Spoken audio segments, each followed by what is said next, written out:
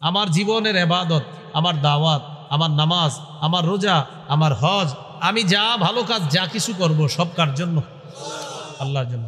আমি আপনাদেরকে বললাম ভাই আপনারা দাওয়াত দিয়েন, তো বললেন ঠিক আছে। ঘটনাচক্রে আমার এই কথায় কয়েকজন আগামীকাল থেকে আপনারা কিছু মানুষকে নামাজের দাওয়াত দেওয়া শুরু করছেন। আপনারা যতজন দাওয়াতটা দিবেন এই পরিমাণ লোকের সওয়াব আপনারাও পাবেন, আল্লাহ আপনাদের সওয়াব না কাইটা আমাকেও দিবে। এই জন্য আপনারা দাওয়াত দিয়েন না, কারণ এত সওয়াব যদি আল্লাহ আমার দেয় আপনারা টেনশন না দিবে। আমার জন্য সওয়াব দরকার আসেনি, আল্লাহর রাস্তায় একটু দাওয়াতের কাজ করবেন, হ্যাঁ, সৎ কাজের আদেশ করবেন, কল্যাণের প্রতি ডাকবেন। আর আমার কথায় যেই কয়জন অনুপ্রাণিত হয়ে নতুন করে কাজ শুরু করবেন, ইনশাল্লাহ আমি আশাবাদী আল্লাহ আমাকেও সওয়াব দান করবেন। আহ্বান করা, ডাকা এর আরবি হলো আদ-দাওয়া। দাওয়াত মানে ডাকা, আহ্বান করা। আল্লাহ আহ্বান করবেন। দাওয়াতের আবিধানিক অর্থ হলো আর নিদা, ডাকা। দাওয়াতের পারিভাষিক অর্থ শাইখুল ইসলাম ইমাম ইবনে তাইমিয়া রাহমাতুল্লাহি আলাইহি বলেন, আদ-দাওয়াতু ইলাল্লাহ হিয়া আদ-দাওয়াতু ইলাল ঈমানি বিহি ওয়া বিমা জাআত বিহি রুসুলুহু আলাইহিমুস সালাতু ওয়াস সালাম। আল্লাহর দিকে আহ্বান মানি আল্লাহর বিশ্বাসের দিকে আহ্বান, এবং আল্লাহ রসুলগণ যা নিয়ে এসেছেন এইগুলার প্রতি আহ্বান করা। এটা হলো দাওয়াতের পারিভাষিক অর্থ। এইগুলো এক নম্বর আলোচনা, দাওয়াতের আবিধানিক পারিভাষিক অর্থ। শায়েখ খিজির রহমতুল্লাহি আলাইহি বলেন, তিন জিনিসের নাম দাওয়াত, চার জিনিসের নাম দাওয়াত। হাসুন নাসি আলাল খায়রি ওয়াল হুদা ওয়াল আমরি বিল মারুফ ওয়ান নাহি আনিল মুনকার। মানুষকে হেদায়েতের প্রতি উৎসাহিত করা, কল্যাণের প্রতি উৎসাহিত করা, সৎ কাজের আদেশ অসৎ কাজের নিষেধের প্রতি উৎসাহিত করা, এটার নাম হলো দাওয়াত। দ্বিতীয় আলোচনা হলো দাওয়াতের বিষয়বস্তু। দাওয়াতের বিষয়বস্তু হলো পূর্ণাঙ্গ জীবন বিধান, ইসলাম। পুরা ইসলামটাই হলো দাওয়াতের বিষয়বস্তু। ইসলামের যত বিধিবিধান আছে, সূরা আলে ইমরানের 19 নম্বর আয়াতে আল্লাহ বলেন, ইন্নাদ-দীনা ইনদাল্লাহিল ইসলাম। আল্লাহর কাছে দিন হলো ইসলাম। তাফসীরে জালালাইনে আসছে, ইন্নাদ-দীনাল মারদিয়্যা ইনদাল্লাহি হুয়াল ইসলাম। তাফসীরে জালালাইনে ব্যাখ্যা আসছে, ইন্নাদ-দীনা মানে ইন্নাদ-দীনাল মারদিয়্যা, মনোভূত পছন্দনীয় ধর্ম আল্লাহর কাছে হুয়াল ইসলাম, ইসলাম। তো ইসলামের যত বিধিবিধান আছে এই বিধিবিধানের প্রতি আহ্বান করা মানে দাওয়াত। এই দাওয়াতের এটাই হলো বিষয়বস্তু। সংক্ষিপ্তভাবে আল্লাহ তাআলা আমাদেরকেও দাওয়াত দিচ্ছেন। সূরা নিসা 136 নম্বর আয়াতে আল্লাহ বলেন, ইয়া আইয়ুহাল্লাযীনা আমানু আমিনু বিল্লাহ ওয়া রাসূলিহি ওয়াল কিতাবিল্লাযী নাযালা আলা রাসূলিহি ওয়াল কিতাবিল্লাযী আনজালা মিন ক্বাব। হে ঈমানদারগণ, তোমরা ঈমান আনো, বিশ্বাস স্থাপন করো আল্লাহর প্রতি, রাসূলের প্রতি। ওয়াল কিতাবিল্লাযী নাযালা আলা রাসূলিহি, এবং ওই কিতাবের প্রতি যে কিতাব আল্লাহ তাআলা তার রাসূলের উপর নাজিল করেছেন, তথা কোরআন। ওয়াল কিতাবিল্লাযী আনজালা মিন ক্বাব, এবং কোরআনের পূর্বে যত কিতাব আল্লাহ নাজিল করেছেন এগুলার প্রতি বিশ্বাস স্থাপন করো।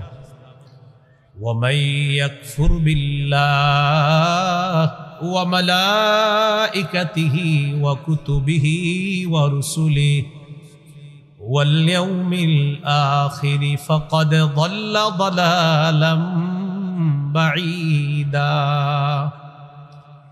যে ব্যক্তি আল্লাহকে অস্বীকার করবে, ফেরেশতাদেরকে অস্বীকার করবে, আল্লাহ রসুলদেরকে অস্বীকার করবে, আল্লাহর কিতাবগুলো অস্বীকার করবে, যে আখেরাতকে যে অস্বীকার করবে সে পথভ্রষ্ট হয়ে যাবে। বলি নাউজুবিল্লাহ। আল্লাহ বললেন ঈমান আনো আল্লাহর প্রতি, রসুলের প্রতি, কোরআনের প্রতি, কোরআনের পূর্বে যা নাজিল করেছেন আল্লাহ, এগুলোর প্রতি ঈমান আনো। এই হলো সংক্ষিপ্তভাবে আল্লাহ তাআলা দাওয়াত দিলেন। কিন্তু এই কথাগুলো গবেষণা করলে দাওয়াতের ব্যাপক বিস্তৃত অর্থ চলে আসে। আল্লাহর প্রতি বিশ্বাস, রসুলের প্রতি বিশ্বাস, কোরআনের প্রতি বিশ্বাস, মানে পুরা কোরআন। তো পুরা কোরআনে তো দাওয়াতে ভরপুর। আর কোরআন বিশ্বাস করা মানে কোরআনের নির্দেশ মোতাবেক হাদিস বিশ্বাস করা, হাদিসে দাওয়াত, ভুরি ভুরি দাওয়াতের কথা। তো এখানে আল্লাহ তাআলা আমাদেরকে দাওয়াত দিলেন। এই হলো দাওয়াতের বিষয়বস্তু। 3 নম্বর, দাওয়াতের উদ্দেশ্য আল্লাহর সন্তুষ্টি অর্জন করা। দাওয়াতের উদ্দেশ্য আল্লাহর সন্তুষ্টি অর্জন করা। সূরা আনআমের 162 নম্বর আয়াতে আল্লাহ বলেন, কুল ইন্না সলাতি ওয়া নুসুকি ওয়া মাহইয়ায়া ওয়া মামাতি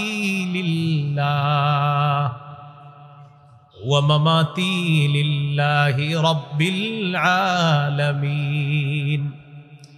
নবী আপনি বলেন, আমার নামাজ, আমার কুরবানি, আমার জীবন, আমার মরণ সব বিশ্বজগতের রব আল্লাহর জন্য। বিশ্বজগতের রব আল্লাহর জন্য। হাত দিন না। তো নবী আপনি বলেন, আমার জীবন, আমার মরণ, আমার নামাজ, আমার কোরবানি, আমার জীবন, আমার মরণ সব আল্লাহর জন্য। তো আমি জীবনে যে দাওয়াত দিব, এই দাওয়াত কার জন্য দিতে হবে? এখন আমি আপনাদের সামনে ওয়াজ করলাম, এটাও দাওয়াত। ওয়াজ থেকে নামার পর বললাম, ভাই ওয়াজটা কেমন হয়েছে আজকে, বলেন তো কেমন দিলাম? আপনি বললেন ওই দিনের সে আজকেরটা ফাটাফাটি হয়েছে। এর মানে আপনাদেরকে দেখানোর জন্য দাওয়াত দিলাম, কাজ হবে না। এই জন্য রাসূলুল্লাহ সাল্লাল্লাহু আলাইহি সাল্লাম বলেন, সহিহ ইবনে খুজাইমা 2 নম্বর খণ্ড 140 নম্বর পৃষ্ঠা, খরাজান নবী সাল্লাল্লাহু আলাইহি ওয়াসাল্লাম ফাকালা ইয়া আইয়ুহান নাস। নবীজি বলেন, ও মানুষ, ইয়াকুম ওয়াশিরকাস সারাইর, হে মানুষ তোমরা গোপন শিরিক থেকে বাঁচো। কি শিরিক থেকে বাঁচো? গোপন শিরিক হলো লোক দেখানো ইবাদত, মানুষকে দেখানোর জন্য ইবাদত করা, এটা গোপন শিরিক। হাদিসের একটা কিতাব আছে নাম বুলুগুল মারাম। এই কিতাবের 440 নম্বর হাদিস। এই হাদিসে আছে, ক্বালা রাসূলুল্লাহ সাল্লাল্লাহু আলাইহি ওয়াসাল্লাম, ইন্না আখওয়াফা মা আখাফু আলাইকুম আশ-শিরকুল আসগরু আর-রিয়া। আমি তোমাদের ব্যাপারে সবচেয়ে বেশি ভয় করি, আশঙ্কা করি তোমরা ছোট শিরিকে জড়িয়ে পড়বা। ছোট শিরিক হলো রিয়া করা, লোক দেখানো ইবাদত করা। এই ব্যাপারে আমি খুব আশঙ্কা করতেছি আমার উম্মত, না জানি তোমরা এই ছোট শিরিকের মধ্যে জড়িয়ে পড়ো। এটা আমার খুব ভয় হয়, বেশি ভয় হয়। ইয়াকুলুল্লাহু ইয়াউমাল কিয়ামাতি ইযহাবু ইলাল্লাযীনা কুনতুম তুরাউনা ফিদ দুনিয়া ফানজুরু হাল তাজিদুনা ইনদাহুম জাযাআ। যারা লোক দেখানো ইবাদত দুনিয়াতে করছে, কিয়ামতের ময়দানে আল্লাহ তাদেরকে বলবেন, যাও, যাদেরকে দেখানোর জন্য দুনিয়াতে ইবাদত করতা তাদের কাছে যাও, গিয়ে দেখো কোনো প্রতিদান পাও কিনা। তোমরা তো তাদেরকে দেখানোর জন্য করেছিলা, যাও তাদের কাছে প্রতিদান তালাশ করো। বলি নাউজুবিল্লাহ। তাহলে দাওয়াত দিতে হবে একমাত্র কার জন্য? দাওয়াত এটা একটা ইবাদত, এই ইবাদত করতে হবে শুধুমাত্র আল্লাহর জন্য। নাসাইর হাদিস 3140 নম্বর হাদিস, ক্বালা রাসূলুল্লাহ সাল্লাল্লাহু আলাইহি ওয়াসাল্লাম, ইন্নাল্লাহা লা ইয়াকবালু মিনাল আমালি ইল্লা মা কানা লাহু খালিসা। নিশ্চয় আল্লাহ তাআলা বান্দার আমল ততক্ষণ কবুল করবেন না যতক্ষণ এই কাজটা ইখলাসের সাথে না হবে। তাহলে লোক দেখানো কাজ আমরা করব না। এই যে লোক দেখানো কাজ করি আমরা, এটা দাজ্জালের চেয়ে ভয়ঙ্কর। বলি নাউজুবিল্লাহ। সহিহুত তারগিব হাদিসের কিতাব 30 নম্বর হাদিস, খরাজা আলাইনা নবী সাল্লাল্লাহু আলাইহি ওয়াসাল্লাম ওয়া নাহনু নাতাযাকারুদ দাজ্জাল। একদিন নবী আমাদের কাছে আসলেন, আমরা তখন দাজ্জাল সম্পর্কে আলোচনা করতেছিলাম। ফাকালা রাসূলুল্লাহ সাল্লাল্লাহু আলাইহি ওয়াসাল্লাম আলা উখবিরুকুম বিমা হুয়া আখওয়াফু আলাইকুম ইনদি মিনাল মাসীহিদ দাজ্জাল। আচ্ছা, আমি কি তোমাদেরকে দাজ্জালের চেয়ে আরো ভয়ঙ্কর ফিতনা যেটা তোমাদের ব্যাপারে আমি আশঙ্কা করি সেটা কি আমি তোমাদেরকে বলবো না? তো নবীজি বললেন, আর আশিরকুল খফিয়্যু, গোপন শিরিক, লোক দেখানো ইবাদত, এটা দাজ্জালের চেয়েও আরো বেশি আশঙ্কা করি তোমাদের ব্যাপারে যে তোমরা গোপন শিরিকের মধ্যে জড়িয়ে পড়বা। আল্লাহ আমাদেরকে হেফাজত করেন। তাহলে ভাই, গোপন শিরিক করা যাবে না, লোক দেখানো ইবাদত করা যাবে না। ইকু দিয়ে রাখছেন, ইকু দিয়ে না, ইকু বন্ধ করেন, নর্মাল রাখেন, নর্মাল। আমি তো সঙ্গীত তারকাও না, কিছু না, একদম নর্মাল রাখেন সব। হ্যাঁ, তো বক্স প্রয়োজনে দিবেন, আমি তো বক্সের কাজ পারি না। হ্যাঁ, রাসূলুল্লাহ সাল্লাল্লাহু আলাইহি সাল্লাম বললেন, ছোট শিরিক, গোপন শিরিক, লোক দেখানো ইবাদত করা। তাহলে দাওয়াতের উদ্দেশ্য আল্লাহকে খুশি করার জন্য দাওয়াত দেওয়া। আমার জীবনের ইবাদত, আমার দাওয়াত, আমার নামাজ, আমার রোজা, আমার হজ, আমি যা ভালো কাজ যা কিছু করব সব কার জন্য? আল্লাহর জন্য। তাহলে 1 নাম্বার জানলাম দাওয়াতের আবিধানিক পারিভাষিক অর্থ, 2 নাম্বার বিষয়বস্তু, 3 নাম্বার জানলাম দাওয়াতের উদ্দেশ্য, 4 নাম্বার এখন আমরা যে বিষয়টা জানবো সেটা হলো দাওয়াতের গুরুত্ব। দাওয়াতের গুরুত্ব বোঝার জন্য এটাই যথেষ্ট, আল্লাহ তাআলা নিজেই দাওয়াত দেয়। সুবহানাল্লাহ। সূরা ইউনূসের 25 নম্বর আয়াতে আল্লাহ বলেন, ওয়াল্লাহু ইয়াদউ ইলা দারিস সালাম। আল্লাহ শান্তির ঘরের দিকে দাওয়াত দেয়। অন্য আয়াতে আছে ওয়াল্লাহু ইয়াদউ ইলাল জান্নাতি ওয়াল মাগফিরা। আল্লাহ জান্নাতের দিকে দাওয়াত দেয়, ক্ষমার দিকে দাওয়াত দেয়। চিন্তা করেন, আল্লাহ দাওয়াত দেয়, বান্দা আমি তোমাকে আহ্বান করতেছি ক্ষমার দিকে, তুমি আমার কাছে ক্ষমা চাও। আমি আহ্বান করলাম, আমি আল্লাহর কাছে ক্ষমা চাও, আমি আল্লাহ তোমাকে মাফ করে দিব। তাহলে বলেন, আল্লাহর কাছে ক্ষমা চাবো, এই দাওয়াতটা আমাদেরকে কে দিতেছে? আল্লাহ। জান্নাতের দাওয়াত, ক্ষমার দাওয়াত আল্লাহ দিতেছে। গুরুত্ব বুঝার জন্য যথেষ্ট। সূরা ইউসুফের 108 নম্বর আয়াতে আল্লাহ বলেন, কুল হাদিহি সাবিলি আদউ ইলাল্লাহ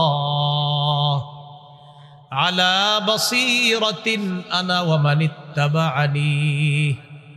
নবী আপনি বলেন, এটাই আমার রাস্তা। আদউ ইলাল্লাহ, নবী বলেন এটাই আমার রাস্তা। আদউ ইলাল্লাহ আলা বাসীরাতিন আনা ওয়া মানিত্তাবাআনি, সুস্পষ্ট প্রমাণ সহকারে আমি এবং আমার অনুসারী, আমি নবীজি বললেন, নবী বলতেছে আমি আর আমার অনুসারী, আমি আপনি আমরা আমার অনুসারীরা সুস্পষ্ট প্রমাণ সহকারে আল্লাহর দিকে আহ্বান করি। তাহলে আল্লাহ দাওয়াত দেন, নবী দাওয়াত দেন, নবীর অনুসারী যারা তারাও কি করে? দাওয়াত দেন। আর একটা দলিল দেখেন, আপনাদের যাদের টাকা পয়সা আছে, খরচ করলেন না। قال رسول الله صلى الله عليه وسلم مثل الذي يتعلم العلم ثم لا يحدث به كمثل الذي يكنز الكنز ثم لا ينفق منه। যে ব্যক্তিকে আল্লাহ ইলম দান করেছে, এই ব্যক্তি যদি ইলম অন্যের কাছে না পৌঁছায়, সে যদি ইলম বিতরণ না করে, এটাও দাওয়াত। অন্যের কাছে পৌঁছিয়ে দেওয়া, আমি যা জানলাম সব পৌঁছাবো, এটা বর্ণনা করবো, এটা দাওয়াত। তো যে এলেম শিখলো আর সে এটা অন্যকে বলল না, সে ওই ব্যক্তির মতো যে সম্পদ সঞ্চয় করলো কিন্তু খরচ করলো না। মাসালুল্লাযী ইয়াতাআল্লামুল ইলমা সুম্মা লা ইউহাদ্দিসু বিহি কামাসালিল্লাযী ইয়াকনিজুল কানজা সুম্মা লা ইউনফিকু মিন। নবী বলেন, যেই ব্যক্তি এলেম অর্জন করার পর ওই এলেম অন্যের কাছে বলে না, সে ওই ব্যক্তির মতো যে ব্যক্তি সম্পদ সঞ্চয় করে কিন্তু খরচ করে না। এলেম শিখছেন, কিছু শিখছেন, তার একজনকে বললেন না, দাওয়াত দিলেন না, আপনি ওই ব্যক্তির মতো যে সম্পদ সঞ্চয় করলো কিন্তু খরচ করলো না। তাহলে দাওয়াত দিতে হবে। আল্লাহ আমাদের সকলকে দাওয়াতের কাজ করার তৌফিক দান করেন। 5 নাম্বার আলোচনা, দাওয়াতের পদ্ধতি। কয় পদ্ধতিতে দাওয়াত দিব আমরা? দাওয়াতের 1 নম্বর পদ্ধতি কৌশলে দাওয়াত দেওয়া। ভাই কিভাবে দাওয়াত দেওয়া? সূরা নাহালের 125 নম্বর আয়াতে আল্লাহ বলেন, 14 পারার 20 নম্বর পৃষ্ঠা, আল্লাহ তাআলা বলেন, উদউ ইলা সাবিলি রাব্বিকা বিল হিকমাতি ওয়াল মাউইযাতিল হাসানা ওয়াজাদিলহুম বিল্লাতী হিয়া আহসান। নবী আপনি আপনার রবের পথে দাওয়াত দেন, বিল হিকমা কৌশলের সাথে, ওয়াল মাউইযাতিল হাসানা উত্তম ওয়াজের মাধ্যমে আপনি আপনার রবের রাস্তায় দাওয়াত দেন। কৌশলের সাথে আপনি আপনার রবের রাস্তায় দাওয়াত দেন, আর হলো উত্তম ওয়াজের মাধ্যমে আপনি আপনার রবের রাস্তায় দাওয়াত দেন। ওয়াজাদিলহুম বিল্লাতী হিয়া আহসান উত্তম পন্থায় বাতিলদের সাথে আপনি মোকাবেলা করেন। তাহলে এখান থেকে শিখলাম কৌশলে দাওয়াত দেওয়া। কিভাবে দাওয়াত দেওয়া? কৌশলে। 2 নাম্বার নরম ভাষায় দাওয়াত দেওয়া। ভাই কিভাবে দাওয়াত দেওয়া? নরম ভাষায় দাওয়াত দেওয়া। সূরা তাহা 42 থেকে 44 নম্বর আয়াতে আল্লাহ বলেন, মুসা আলাইহিস সালাতু ওয়াস সালাম আর হারুন আলাইহিস সালাতু ওয়াস সালাম, এই 2 নবীকে আল্লাহ বললেন, যান ফেরাউনের কাছে যান। ইযহাব আনতা ওয়া আখুকা বিআয়াতি ওয়ালা তানিয়া ফি যিকরি। আপনি আর আপনার ভাই আমার আয়াতগুলা নিয়ে ফেরাউনের কাছে যান। ওয়ালা তানিয়া ফি যিকরি, আমাকে স্মরণ করার ক্ষেত্রে অলসতা করবেন না। আপনি আর আপনার ভাই আমার আয়াতগুলা নিয়ে যান, আমার নিদর্শন নিয়ে যান, আমাকে স্মরণ করার ক্ষেত্রে অলসতা করবেন না। ইযহাবা ইলা ফিরআউনা ইন্নাহু তাগা, আপনারা 2 জন ফেরাউনের কাছে যান, সে নাফরমানি করেছে, সীমালঙ্ঘন করেছে। ফাকুলা লাহু কাওলাল লাইয়িনাল লাআল্লাহু ইয়াতাযাক্কারু আও ইয়াখশা, আপনারা 2 জন নরম কথা বলবেন, নরম ভাষায় দাওয়াত দিবেন। লাআল্লাহু ইয়াতাযাক্কারু আও ইয়াখশা, হতে পারে সে উপদেশ গ্রহণ করবে অথবা ভয় করবে, হতে পারে সে উপদেশ গ্রহণ করবে অথবা ভয় করবে। আপনারা 2 জন গিয়ে নরম ভাষায় দাওয়াত দেন। এখান থেকে কি শিখলাম? 1 নাম্বার কৌশলে দাওয়াত দেওয়া, 2 নাম্বার দাওয়াতের ভাষা হবে নরম। দাওয়াতের ভাষা কি হবে? ভাই নামাজে চলেন। হ্যাঁ, আপনি এত পেট করেন কা? ভাই আসেন না, আপনি এত জ্বালায়েন না তো আপনি বাস ভাই 10 মিনিট পরে আসি আপনার কাছে। আচ্ছা ঠিক আছে, আসেন যান। 10 মিনিট পরে গিয়ে বললেন, ভাই নামাজে চলেন। আচ্ছা আপনি এত জ্বালাইতেছেন কা? 1 ঘন্টা পরে আসেন যান। 1 ঘন্টা পরে আবার যাবেন, ভাই নামাজে চলেন। তো সে আপনাকে বারবার এইভাবে বলবে, আর আপনি নরম ভাষায় বারবার বলবেন নামাজের কথা। এইভাবে নরম ভাষায় দাওয়াত দেওয়া। তাহলে কৌশলের সাথে দাওয়াত দেওয়া, নরম ভাষায় দাওয়াত দেওয়া।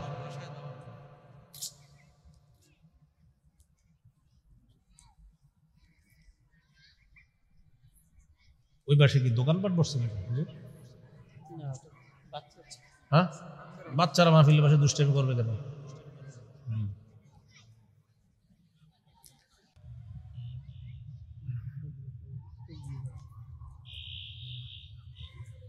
তো 1 নাম্বার কৌশলের সাথে দাওয়াত দেওয়া, 2 নাম্বার নরম ভাষায় দাওয়াত দেওয়া। তাহলে নরম ভাষায় দাওয়াতের দলিলটা পাইলাম সূরা তাহা 42 নম্বর আয়াতে হলো, মুসা নবী আর হারুন নবীকে বললেন আমার নিদর্শনাবলী নিয়ে যান। 43 নম্বর আয়াতে বললেন ফেরাউনের কাছে যান, সে নাফরমান। আর 44 নম্বর আয়াতে বললেন নরম ভাষায় দাওয়াত দেন, হয়তো সে উপদেশ গ্রহণ করবে, না হয় সে ভয় করবে। তাহলে দাওয়াতের ভাষা হবে নরম। 3 নাম্বার, যিনি দায়ী হবে, যিনি দাওয়াত দিবেন, তিনি কর্কশ ভাষী হবেন না। সূরা আলী ইমরানের 159 নম্বর আয়াতে আল্লাহ বলেন, ফাবিমা রাহমাতিম মিনাল্লাহি লিনতা লাহুম, নবী আপনি আল্লাহর রহমতে তাদের জন্য নরম হয়েছেন। ওয়ালাউ কুনতা ফাজ্জান গালিজাল কলবি লানফাদ্দু মিন হাওলিক, নবী আপনি যদি কর্কশ ভাষী হতেন, কঠিন হৃদয়ের অধিকারী হতেন, সাহাবীরা আপনার কাছ থেকে দূরে সরে যাইত। নবী আপনি আল্লাহর রহমতে নরম হয়েছেন, আপনি যদি কর্কশ ভাষী হতেন আর আপনি যদি কঠিন হৃদয়ের অধিকারী হতেন, সাহাবীরা আপনার কাছ থেকে দূরে সরে যাইত। এখান থেকে বুঝলাম দাওয়াতের ভাষা হবে নরম, কর্কশ ভাষী হওয়া যাবে না।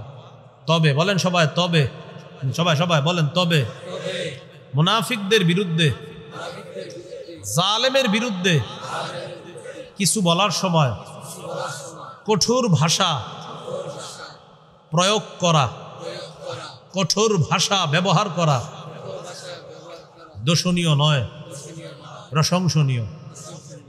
কি বললাম? জালেমের বিরুদ্ধে, মুনাফিকের বিরুদ্ধে কঠোর হওয়া জায়েজ আছে। যেমন মাওলানা মোহাম্মদ মামুনুল হক দামাত বরকাতুহুম, তিনি যে জোরালো ভাষণ দেয়, তো অনেকে মাঝে মাঝে বলে আচ্ছা উনি এত জোরে ভাষণ দেয় কেন? তো আমি তার একটা বক্তব্য দেখছিলাম, তিনি বলছিলেন আমার ভাষণ কেউ যদি কোরআন সুন্নাহ বহির্ভূত প্রমাণ করতে পারে তো আমি এই পদ্ধতিতে আর ভাষণ দিব না। কতটা কনফিডেন্স, আত্মবিশ্বাস থাকলে চ্যালেঞ্জ দিতে পারে। তো আমি এটা শুনে বুঝতে পারছি বাস্তবিকই তিনি যে পদ্ধতিতে ভাষণ দেয়, বিশেষ করে তিনি মাজলুমের পক্ষে বলে, জালেমের বিরুদ্ধে বলে, মুনাফিকদের বিরুদ্ধে বলে। আর মুনাফিকদের বিরুদ্ধে, জালেমের বিরুদ্ধে কঠোর ভাষা অবলম্বন, তাদের প্রতি কঠোর হওয়া, এটা আল্লাহ কোরআনে নির্দেশ দিয়েছে। কোথায়? সূরা তাহরিম 9 নম্বর আয়াত। কোন সূরা? সূরা তাহরিম। কত নম্বর আয়াত? 9 নম্বর আয়াত, 28 পারা 20 নম্বর পৃষ্ঠা। আল্লাহ তাআলা বলেন, ইয়া আইয়ুহান নাবিয়্যু জাহিদিল কুফফারা ওয়াল মুনাফিকিনা ওয়াগলুজ আলাইহিম। নবী আপনি কাফের এবং মুনাফিকদের বিরুদ্ধে লড়াই করেন এবং তাদের ব্যাপারে কঠোরতা অবলম্বন করেন। ওয়াগলুজ, কঠোর হন, আলাইহিম, তাহলে তাদের উপর কঠোর হইতে আল্লাহ তাআলা আদেশ করছেন। নবী আপনি কাফের আর মুনাফিকদের বিরুদ্ধে লড়াই করেন আর তাদের বিরুদ্ধে আপনি কঠোর হন। তো কঠোর হইতে মুনাফিকদের বিরুদ্ধে এই হুকুম কার? আল্লাহ। ইবনে মাজাহ, কোন কিতাব? 45 নম্বর হাদিসের বর্ণনা। এবার হাদিসটা বলি, বলার পর আপনারা মিলাবেন। আমাদের শাইখুল হাদিস সাহেবের সন্তান যে ভাষণ দেয়, ভাষণ মিলে কিনা দেখেন। কানান নবী সাল্লাল্লাহু আলাইহি ওয়াসাল্লাম ইদা খাতাবা ইহমাররাত আইনা। কখনো কখনো নবী যখন ভাষণ দিতেন নবীর চোখগুলা লাল হয়ে যেত। চোখ কি হতো? ওয়া আলা সাউতুহু, নবীর আওয়াজ উঁচু হয়ে যেত। কি হতো? তাহলে চোখ কি হতো? আওয়াজ উঁচু হতো। ওয়াশতাদ্দা গদবুহু, নবীর রাগ খুব বেড়ে যেত। কি হতো? তাহলে রাগ বাড়া, চোখ লাল হওয়া, আওয়াজ উঁচু হওয়া, কি আসেনি হাদিসে? আছে। এই জন্য কারো বিরোধিতা করার আগে আপনি শিউরে নেবেন যে আমার বিরোধিতাটা সঠিক কিনা। কানান নবী সাল্লাল্লাহু আলাইহি ওয়াসাল্লাম ইদা খাতাবা, রাসূলুল্লাহ সাল্লাল্লাহু আলাইহি সাল্লাম যখন ভাষণ দিতেন, ইহমাররাত আইনা, নবীজির চোখ দুইটা লাল হয়ে যেত। ওয়া আলা সাউতুহু, আওয়াজ উঁচু হয়ে যেত। ওয়াশতাদ্দা গদবুহু, প্রচন্ড রাগ বেড়ে যাইত নবীর। কান্নাহু মুনদিরু জাইশিন, যেন নবী কোন দলকে সতর্ক করতেছে, সতর্ক বাণী দিচ্ছে তাদেরকে। এইভাবে নবীর চোখ লাল হয়ে যেত, রাগ হয়ে যেতেন নবী, আওয়াজ উঁচু হয়ে যেত। তাহলে ক্ষেত্র বিশেষ আওয়াজ উঁচু করা, চোখ লাল করা, গলার রগ ফুলে যাওয়া, এটার প্রমাণ হাদিসে কোরআনে আছে না নাই? আছে। তাহলে আবার বলছি, 1 নাম্বার কৌশলে দাওয়াত দেওয়া, 2 নাম্বার নরম ভাষায় দাওয়াত দেওয়া, 3 নাম্বার কর্কশ ভাষী না হওয়া, 4 নাম্বার কথা প্রয়োজনে মুনাফিকের বিরুদ্ধে, জালেমের বিরুদ্ধে কঠোর ভাষা ব্যবহার করা যেতে পারে। এর অনুমতি কোরআন দিয়েছে, হাদিস দিয়েছে। আল্লাহ আমাদের সকলকে আজকে থেকে সামনে আগামীর জীবনে বুঝা শুইনা বিরোধিতা করার তৌফিক দান করেন। হ্যাঁ, এই জন্য আমি তারে দেখতে পারি না বলে বিরোধিতা করা, এরকম মানসিকতা বর্জন করা, ঠিক আছে না ইনশাআল্লাহ? হ্যাঁ, আমাদের সমাজের নিয়ম হলো আমি যারা দেখতে পারি না তার সব ভুল। আপনি যারা দেখতে পারবেন না, হ্যাঁ সব, মানে হ্যাঁ সঠিক বললেও ভুল, বলবে উনি সঠিক কথাটা তো আরেকটু এইভাবে বলতে পারতো, মানে হ্যাঁ সব ভুল, এরকম। এই জন্য আমরা কারো ভুল ধরার আগে নিশ্চিত হয়ে নিব আমি যার ভুল ধরতেছি যে আসলে তার ভুল না, আমি ভুল জানতেছি। আল্লাহ আমাদেরকে বোঝার তৌফিক দান করেন। এগুলো 5 নাম্বার আলোচনা। 6, দাওয়াতের ফজিলত। দাওয়াতের 1 নম্বর ফজিলত, যারা দাওয়াত দিবে আল্লাহ কোরআনে তাদেরকে সফল বলে ঘোষণা করছে।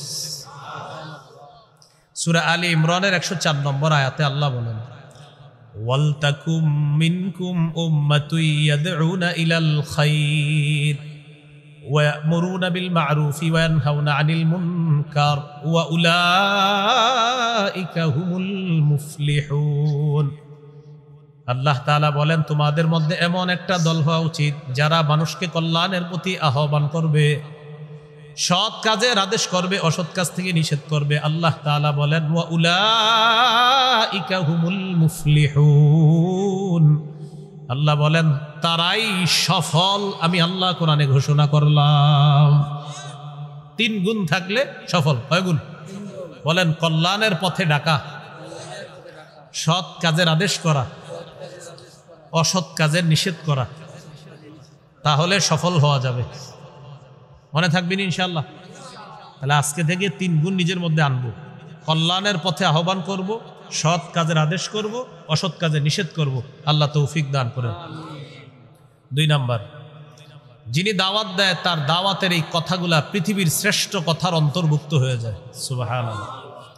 সূরা হামিম আস-সাজদা 33 নম্বর আয়াত, 24 পারা 19 নম্বর পৃষ্ঠা। আল্লাহ তাআলা বলেন, ওয়ামান আহসানু কাওলাম মিম্মান দাআ ইলাল্লাহ। ওই ব্যক্তির চেয়ে উত্তম কথা আর কার হতে পারে যে মানুষকে আল্লাহর দিকে আহ্বান করে। এই আয়াতে শ্রেষ্ঠ আহ্বানকারী হলেন মুহাম্মদ সাল্লাল্লাহু আলাইহি সাল্লাম। সুবহানাল্লাহ। মাখলুকের মধ্যে শ্রেষ্ঠ আহ্বানকারী কে বলেন তো? মুহাম্মদ সাল্লাল্লাহু আলাইহি সাল্লাম। এরপরে শ্রেষ্ঠ আহ্বানকারী কারা? আম্মাজান আয়েশা সিদ্দিকা রাদিয়াল্লাহু তাআলা আনহা বলেন, আল মুআদ্দিনুনা সুলাহা হিনা ইয়াকুলুনা হাইয়া আলাস সালাহ হাইয়া আলাল ফালাহ। মুয়াজ্জিন সাহেব যখন বলে হাইয়া আলাস সালাহ, মুয়াজ্জিন যখন বলে হাইয়া আলাল ফালাহ, মুয়াজ্জিনের এই আহ্বানটা পৃথিবীর শ্রেষ্ঠ আহ্বানের একটা আহ্বান হয়ে যায়।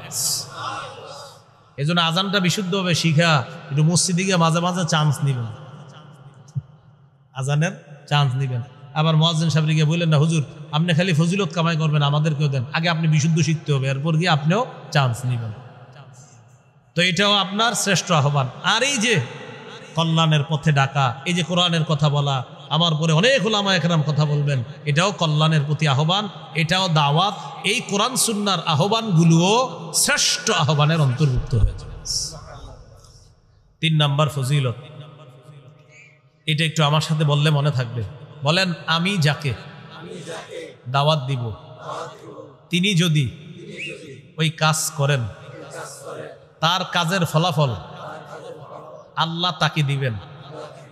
তার ফলাফল না কমিয়ে ওই পরিমাণ ফলাফল, ওই পরিমাণ সওয়াব, ওই পরিমাণ প্রতিদান আল্লাহ আমাকেও দিবেন। সুবহানাল্লাহ। আর সুন্দরভাবে বুঝাইলে বুঝবেন। আমি আপনাদেরকে বললাম, ভাই আপনারা দাওয়াত দিয়েন, তো বললেন ঠিক আছে। ঘটনাচক্রে আমার এই কথায় কয়েকজন আগামীকাল থেকে আপনারা কিছু মানুষকে নামাজের দাওয়াত দেওয়া শুরু করছেন। আপনারা যতজন দাওয়াতটা দিবেন এই পরিমাণ লোকের সওয়াব আপনারাও পাবেন, আল্লাহ আপনাদের সওয়াব না কাইটা আমাকেও দিবে।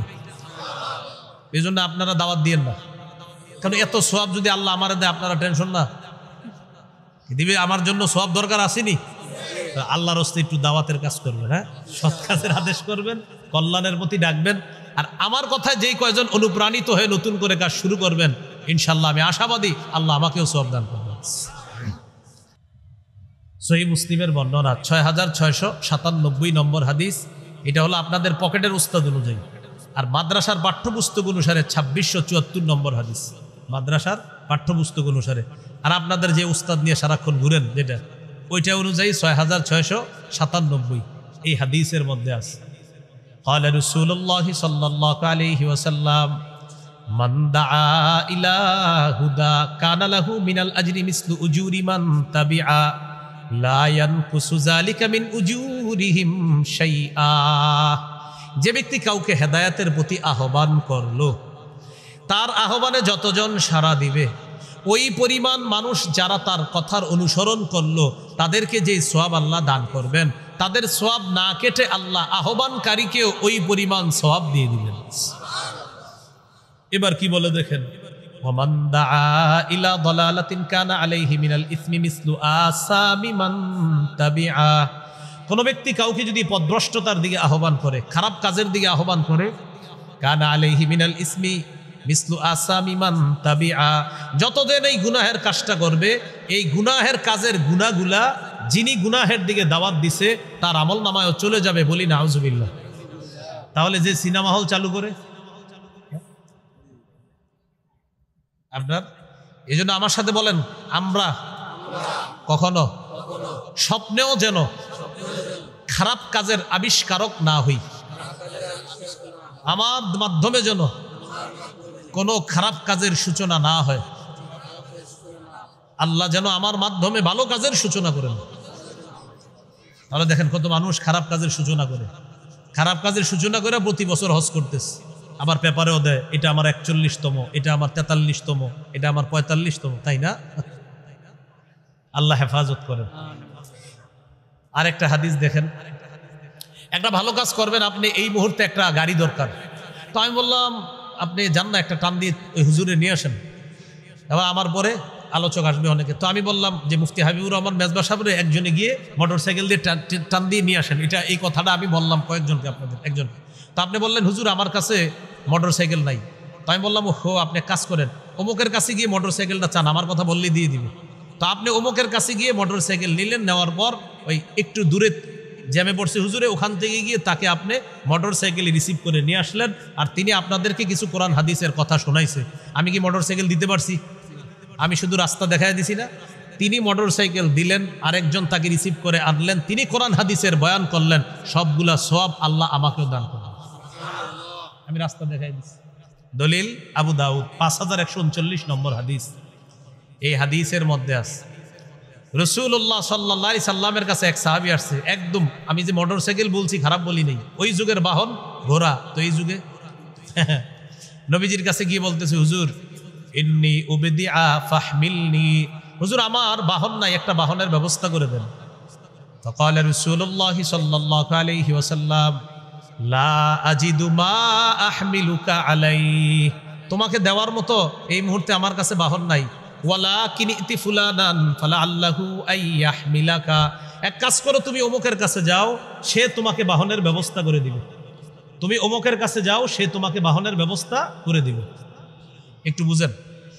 আবার বলতেছি, নবীজি বাহন দিতে পারলেন না, নবী বললেন অমুকের কাছে যাও, সে তোমাকে বাহনের ব্যবস্থা করে দিবে। তো সাহাবী তার কাছে গেলেন, বাহনের ব্যবস্থা করে দিলেন।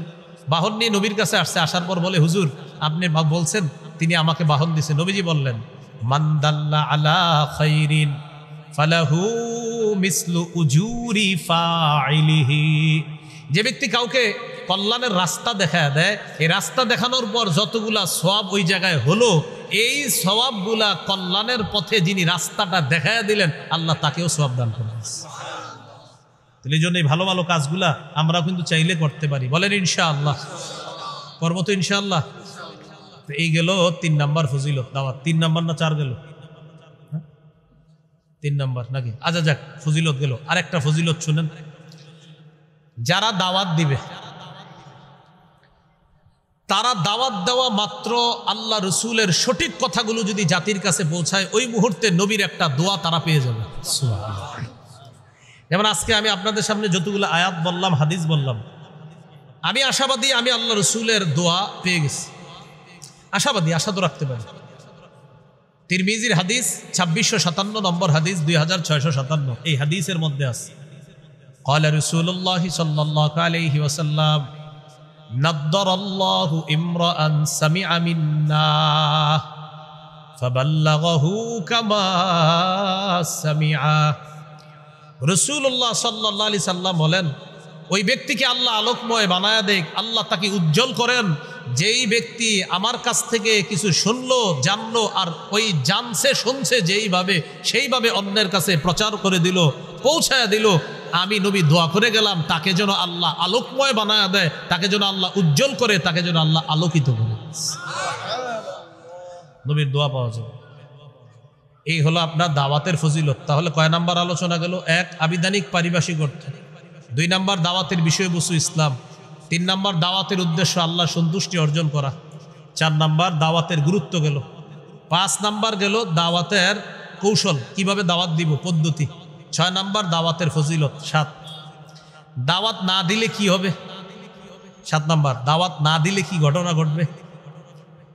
আবু দাউদের হাদিস 4339 নম্বর হাদিস। এই হাদিসের মধ্যে আছে জাবের রাদিয়াল্লাহু তাআলা আনহুর বর্ণনা। তিনি বলেন সামিআতু রাসূলুল্লাহি সাল্লাল্লাহু আলাইহি ওয়াসাল্লাম ইয়াকুল মা মিন রাজুলিন ইয়াকুনু ফি কওমিন ইউমালু ফীহিম বিল মাআসি। কোন ব্যক্তি কোন এলাকার মধ্যে আছে আর ওই এলাকায় একটা খারাপ কাজ হয়েছে, ইয়াকদিরুনা আলা আইয়ুগাইয়িরু ফালা ইউগাইয়িরু ইল্লা আসাবাহুমুল্লাহু বিইকাবিন ক্বাবলা আইয়ামুতু। খুব মন দিয়ে শুনেন, কোন এলাকায় একটা খারাপ কাজ হয়, এলাকার মধ্যে খারাপ কাজ হয়, আর কিছু মানুষ আছে তারা এই খারাপ কাজটা বাধা দিতে সক্ষম। এলাকায় খারাপ কাজ হয়, এটা আপনারা বাধা দিতে সক্ষম। হঠাৎ একটা মাজার কেন্দ্রিক শিরিক শুরু হয়েছে, মনে করেন কবরে সেজদা দেওয়া শুরু, তো এটা আপনারা বাধা দিতে সক্ষম, কিন্তু বাধা দেন নাই। নবীজি বলেন মরার আগে তাদের উপরে আল্লাহ গজব আনবে, তাদেরকে জানায় দেয়। কাদের উপর? এই যারা বাধা দেন নাই। সামর্থ্য ছিল বাধা দেওয়ার, ভাই বাধা দিলেন না কেন? তো জবাব দিলেন আমার মন চাইছে এই জন্য আমি বাধা দিন। আপনি কি এরকম বললেন যে ভাই আপনি শিরিকে বাধা দিলেন না, সামর্থ্য ছিল নি, সেটা আগে বলেন। হ্যাঁ আমার শক্তি সামর্থ্য ছিল বাধা দেওয়ার, দিছেন নি? না দিই নেই। কেন দেন নাই? হেডটা হে করুক, আমার কি? না, নবী বলেন তো মরার আগে আযাবের অপেক্ষা করুক। তাহলে খারাপ কাজ দেখা যদি বাধা না দেন, মরার আগে গজব আসবে, আল্লাহ হেফাজত করেন। ক্বালা রাসূলুল্লাহি সাল্লাল্লাহু আলাইহি ওয়াসাল্লাম মান রাআ মিনকুম মুনকারান ফালইগাইয়িরহু বিয়াদিহি ফাইন লাম ইস্তাতি ফাবিলিসানিহি ফাইন লাম ইস্তাতি ফাবিকলবিহি। তোমাদের মধ্যে কেউ যদি অপছন্দনীয় কাজ দেখে, সেজন্য হাত দিয়ে বাধা দেয়, না পারলে জবান দিয়ে প্রতিবাদ করবে, না পারলে অন্তর দিয়ে ঘৃণা করবে, মানে পরিকল্পনা করবে কিভাবে এই কাজ বাধা দেওয়া যায়। এজন্য সামনে রমজান, মাশাআল্লাহ আমরা খুব ভালোই বলি ভাই রোজা রাখেন, কিন্তু যারা লাল কাপড় লাগায়া বিরিয়ানি বেচে দিনের বেলা, তাদের বিরুদ্ধে কয়জন কথা বলছি বলেন? অসৎ কাজের নিষেধ করা, এটা আমাদের সকলের করতে হবে। এই বছর উলামায়ে কেরামের নেতৃত্বে ইনশাআল্লাহ নিয়ত করে ফেলেন, রমজানে দিনের বেলা রমজানের পবিত্রতা নষ্ট হয় এমন কাজ করব না, করতে দিব না। এরকম নিয়ত করা যায় কিনা ইনশাআল্লাহ? তাহলে অসৎ কাজে নিষেধ করতে হবে। ক্বালা রাসূলুল্লাহি সাল্লাল্লাহু আলাইহি ওয়াসাল্লাম লা তা'মুরুন্না বিল মা'রুফ ওয়া লা তানহাউন্না আনিল মুনকার আও লা ইউশিকান্নাল্লাহু আইয়াবাতা আলাইকুম ইকাবা সুম্মা তাদউনাহু ফালা ইস্তাজাবু লাকুম। নবী বলেন অবশ্যই তোমরা সৎ কাজের আদেশ করবা, অসৎ কাজের নিষেধ করবা, অন্যথায় আল্লাহ তাআলা তোমাদের উপর এমন আযাব আনবেন, তখন তোমরা দোয়া করবা কিন্তু তোমাদের দোয়া কবুল হবে না। তখন তোমরা দোয়া করবা, তোমাদের দোয়া কবুল হবে না। এই জন্য ভাই মনে রাখতে হবে, অসৎ কাজ যখন দেখব, বাধা না দিলে যখন গজবটা আসবে, ভালো মানুষের উপরেও কিন্তু গজব আসবে। যেমন এক হাদিসে আসছে, কোনো এলাকায় যদি দুটি অপরাধ বেড়ে যায়, একটা হলো ব্যভিচার আর একটা সুদের কারবার, ওই এলাকার আল্লাহর আযাব দেওয়াটা বৈধ হয়ে যায়, ওই এলাকার উপর আল্লাহর আযাব দেওয়া বৈধ হয়।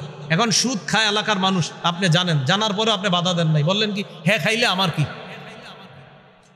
এই যে বললেন হ্যাঁ খাইলে আমার কি, এটা বলা যাবে? আপনি বলতে হবে, আপনি বাধা দিতে হবে, ভাই এটা অন্যায়, এটা করেন না। যদি আপনি বলেন না সে খাইলে আমার কি, এটা বলার সুযোগ নেই। আপনি বাধা দিতে হবে, আপনি তারে বুঝাতে হবে, আপনি বলতে হবে, অন্যথায় আল্লাহ তাআলা মৃত্যুর আগে গজব দিবে। আপনার সামর্থ্য ছিল, বা একটা হলো আপনার সামর্থ্য ছিল না, কিন্তু আপনি সক্ষম ছিলেন বলার, তারপরে বলেন নাই, খারাপ কাজে বাধা দেন নাই। তো নবীজি বলেন জানায়া দিবা ইল্লা আসাবাহুমুল্লাহু বিইকাবিন ক্বাবলা আইয়ামুতু, মৃত্যুর আগে আল্লাহ তাদেরকে আযাব দ্বারা পাকড়াও করবেন। তাহলে প্রিয় ভাইয়ারা, অসৎ কাজের আদেশ করা আর একটা হলো অসৎ কাজের নিষেধ করা। তাহলে দাওয়াত না দেওয়ার পরিণতিটা কিন্তু ভয়াবহ। আল্লাহ আমাদের সকলকে বুঝার তৌফিক দান করেন। গজব আসলে ভালো মানুষের উপরে আসতে পারে, করোনায় অনেক ভালো মানুষও মারা গেছে। এক হাদিসে আসছে একদল মানুষ কাবা ধ্বংস করতে আসবে। তো আম্মা জান আয়েশা সিদ্দিকা রাদিয়াল্লাহু তাআলা আনহা বললেন, হুজুর যারা আসবে কাবায় অনেকে তো হজ করতে আসবে, ভালো মানুষও আছে, খারাপ মানুষও থাকবে। নবী বললেন গজবে সবাই পড়বে, গজবের মধ্যে কিয়ামতের মাঠে কারা ভালো এই ফয়সালা আল্লাহ করবেন, তখন তাদেরকে জান্নাত দিবেন, সেই ফয়সালা কিয়ামতের মাঠে হবে। কিন্তু গজব যখন আসবে, ভালো খারাপ সবাই গজবের মধ্যে পড়বে। তাহলে কি শিখলাম?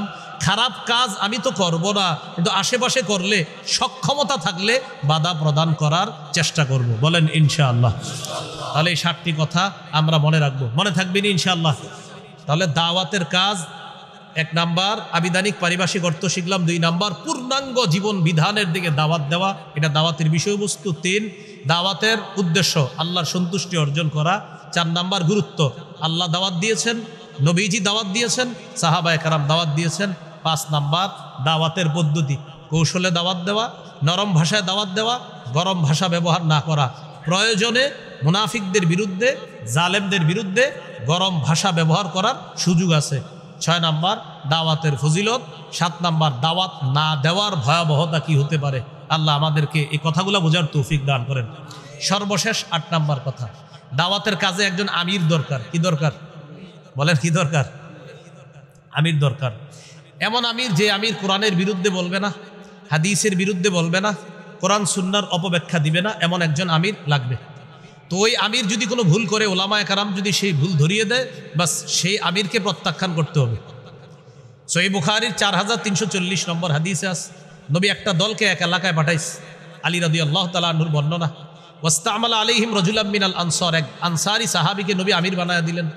তো আমির সাহেব সাহাবীদেরকে নিয়ে রওনা করলেন। নবী বললেন আমারহুম আইয়ুতিউহু, নবী হুকুম করছেন শোনো আমির যা বলবে সব শুনবা, নির্দেশ দিয়েছি সবাইকে আমিরের কথা মানবা। তো সূরা নিসার 59 নম্বর আয়াতে আছে আল্লাহকে মানো, রসুলকে মানো, দায়িত্বশীল যারা হবে তাদেরকে মানো, উদ্দেশ্য শাসক, আমির ইত্যাদি যারা আছে সকলকে মানতে হবে।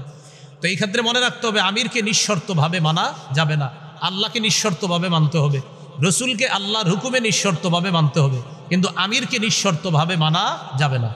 তো যাই হোক, নবীজি একজন সাহাবীকে পাঠাইলেন আর একটা দল পাঠাইলেন, আমির বানাইলেন একজনকে।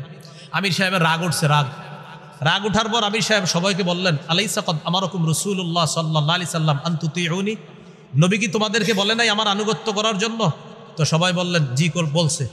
তো সাহাবী বললেন নবী যেহেতু বলছে এখন আমি যা বলবো সব শুনবা। ইজমাউলি হাতবা, আগুন নিয়ে আসো, তোমরা লাকড়ি নিয়ে আসো, কাঠ নিয়ে আসো। ফাজামাউলাহু, সবাই লাকড়ি আনছে। আনার পরে আমির সাহেব বললেন আউকিদুহা নার, লাকড়িগুলাতে আগুন লাগায় দাও।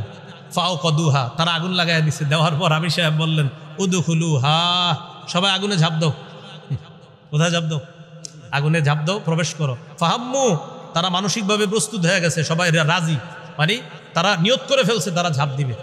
তো যখন ঝাঁপ দিবে, ঝাঁপ দেওয়ার আগে ফাজালা ইউমসিকু বাদুহুম বাদ, একজন আরেকজনকে বলাবলি করতেছে আচ্ছা আসলে কি ঝাঁপ দিমু, মানে একজন আরেকজনকে। ইয়াকুলুনা ফারারনা মিনান নার ইলা রাসূলিল্লাহি সাল্লাল্লাহু আলাইহি সাল্লাম, আরে আগুন থেকে বাঁচার জন্যই তো নবীর কাছে আসছে, বায়াত হয়েছে, সেই নবী আমিরের কথা মানতে বলছে, ঠিক আছে, কিন্তু আমিরের কথা মানতে গিয়ে আগুনে ঝাঁপ দিতে হবে, এটা জানি কেমন লাগতেছে আমাদের কাছে। তাহলে ঝাঁপ দিব কি দিব না, দিব কি দিব না, সিদ্ধান্তহীনতায় ভুগতেছে। ইতিমধ্যে হাত্তা খামাদাতিন নার, আগুন নিভে গেছে। বলেন আলহামদুলিল্লাহ। ওয়াসাকানা গদবহু, আমির সাহেবের রাগও ঠান্ডা হয়ে গেছে, আলহামদুলিল্লাহ। শুধু হজরত জিটটা 10-12 বছরেও ঠান্ডা হইল না। তো যাই হোক, আমির সাহেবের রাগ ঠান্ডা হয়ে গেছে। ঠান্ডা হওয়ার পর ঘটনাটা নবীজির কাছে গেছে। যাওয়ার পরে নবীজি বললেন সর্বনাশ, তোমরা ভালো করছো, আমিরের কথা শুই না ওই মুহূর্তে হুটহাট সিদ্ধান্ত নিয়ে আগুনে ঝাঁপ দেও নাই, ভালো করছো। লাউ দাখালুহা মা খারাজু মিনহা ইলা ইয়াউমিল কিয়ামা, নবী বললেন সর্বনাশ, তারা যদি আমিরের কথায় আগুনে ঝাঁপ দিত কিয়ামত পর্যন্ত আগুন থেকে বের হতে পারতো না। বলি নাউজুবিল্লাহ। রাসূল সাল্লাল্লাহু আলাইহি সাল্লাম বলেন ইন্নামাত তাআতু ফিল মারুফ, শেষে বললেন ন্যায়সঙ্গত কথা কাজ এগুলা শুধু মানবা, আল্লাহর নাফরমানি হয় এই জাতীয় কথা মানা যাবে না। সর্বশেষ মোহাব্বতের একটা আবদার, উলামায়ে হজরতদের কথা মেনে নেন। লাখ লাখ উলামায়ে কেরাম আপনাদেরকে শত্রু না, তারা আপনাদের শত্রু না, তারা দিল থেকে মোহাব্বতের সাথে আপনাদেরকে বুঝায়। তাদের কথা মেনে নিয়ে আজকে কালকে পরশুদিন তা আমরা যদি পারি যতটুকু সময় দিতে পারি আর কি, যদি কারো একান্ত কোনো বড় ধরনের ব্যস্ততা না থাকে, টঙ্গীর ময়দানে গিয়ে আমরা উপস্থিত হব।